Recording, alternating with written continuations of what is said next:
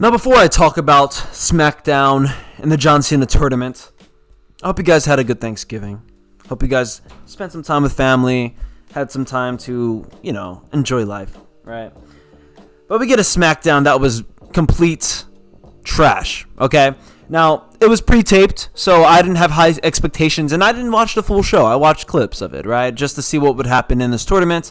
It was stupid, right? Now, before this tournament started, I thought this was a great idea, right? We're going to introduce new characters. We're going to grab an Obafemi, a Trick Williams, and Ethan Page from NXT. They're going to be in this tournament.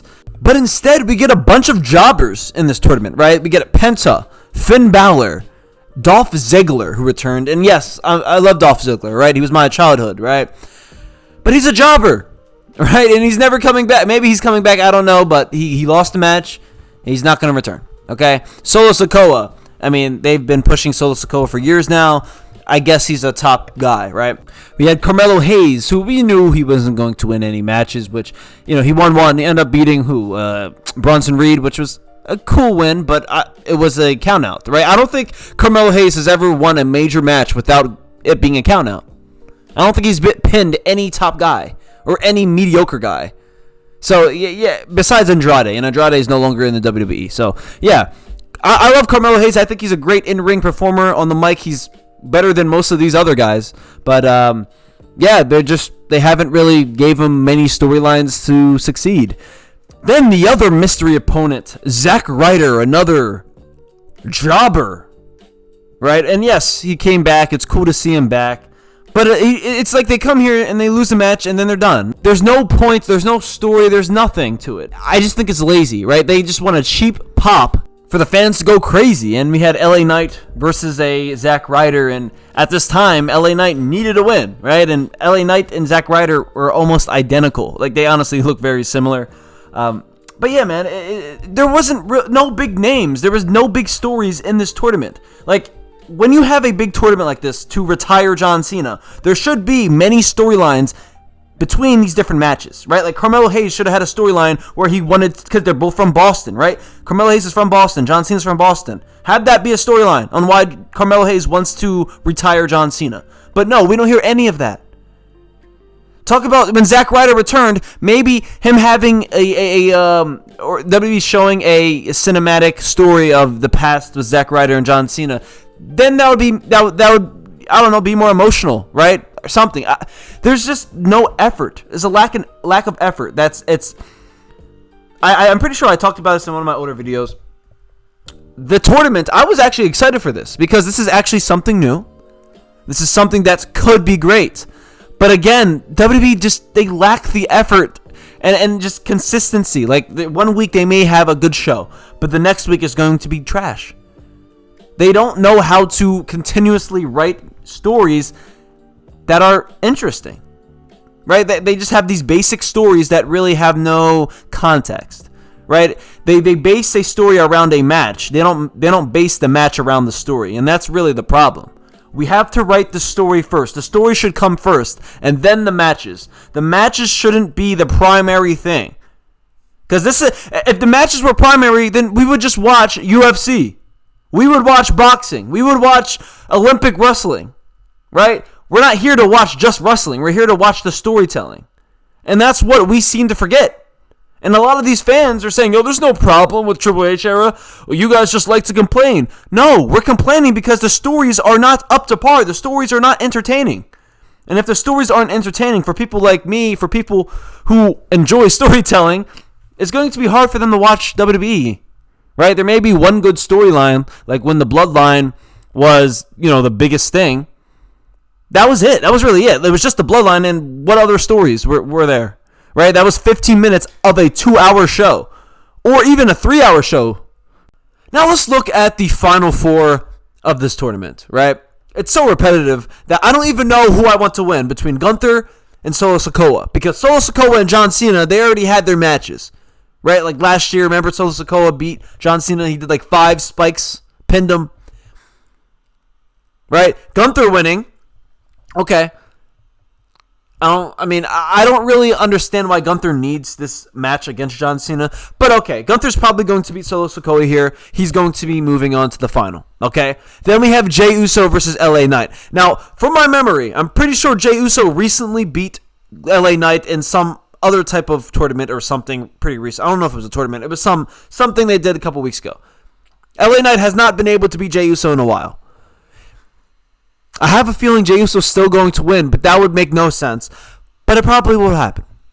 So, in my opinion, I would have LA Knight win this match. But knowing Triple H and knowing how hard they're pushing Jey Uso is probably going to win. Right? And we're going to have a Gunther versus Jey Uso match again. There's no way that WWE's that stupid, right? Are we really going to see a Gunther versus Jey Uso match for the 4th time in 2025? It's probably been more than 4 times, but... are we really going to continuously see this match? Right? And again, this is why we need new characters. Bring up these people from NXT, man. It's too, especially for SmackDown, it's way too repetitive. Bring in an Obafemi. Bring in a Trick Williams. Like, there's no characters. Every character looks the same to me. There's no difference between a Sami Zayn and the guys from the Machine Guns. They're the same people. I don't know the difference. I really don't. Right? Bring in Ethan Page. Ethan Page has something to him. Right? Ego, whatever.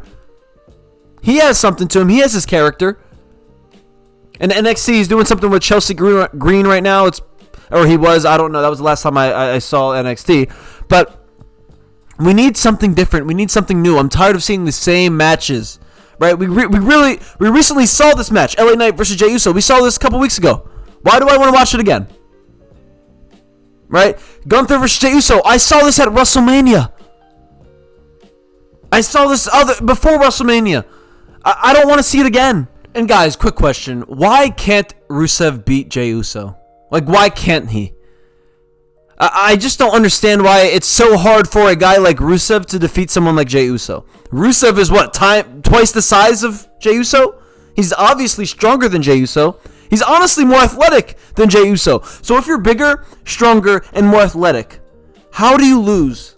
How? Right? So now I'm afraid for someone like Obafemi to come into the WWE, to the main roster, and lose to someone like Jey Uso. I'm afraid that that's going to happen. Or lose to someone like Sami Zayn. Because you know how Triple H loves his people.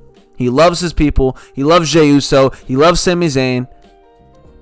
Even though they don't have the qualities to be a top guy, he wants them to be a top guy. He puts them in a position to be a top guy, but it just doesn't work. There's some people that eat it up, right? They see themselves in them because, they're an average guy. They see Sami Zayn, he's an average guy. They see Jey Uso, an average guy. These are people you see at the mall, right? You walk by, you don't even look past them. Oh, him, that guy's ripped, right? You look at Jey Uso, you're like, oh, that guy's a little out of shape. You know what I mean? That's the difference. When you walk past an Obafemi, you're like, dang, that guy must be in the NBA, or that guy's a power lifter, right? Like that we need to bring that back, right? WWE is not, this is where all the average guy come to meet and we're going to fight. No, that's not what WWE is, man. No, honestly, there's no point of reviewing this latest SmackDown. It was pre-taped, boring, nothing really happened. All right, there's no point of talking about it. I just had to talk about this tournament because it really let me down. I thought this tournament was going to be entertaining, but this tournament. Almost forgot about this. The Miz. For some reason, there was obviously an injury. Someone got hurt, or something happened. The Miz someone needed to fill in a spot. Okay, we needed a new wrestler in the tournament. For some reason, they choose The Miz. The Miz, who was already in the tournament and lost. He found his way to get back into the tournament. How do you get back into a tournament that you already lost? Tell me how that makes sense. And yes, I guess he cheated his way. He swapped the balls or whatever. He cheated his way into the tournament. It's still stupid, right? Give someone else a shot. I'm tired. Like, come on, man. And it's not like The Miz is some entertaining great in the ring.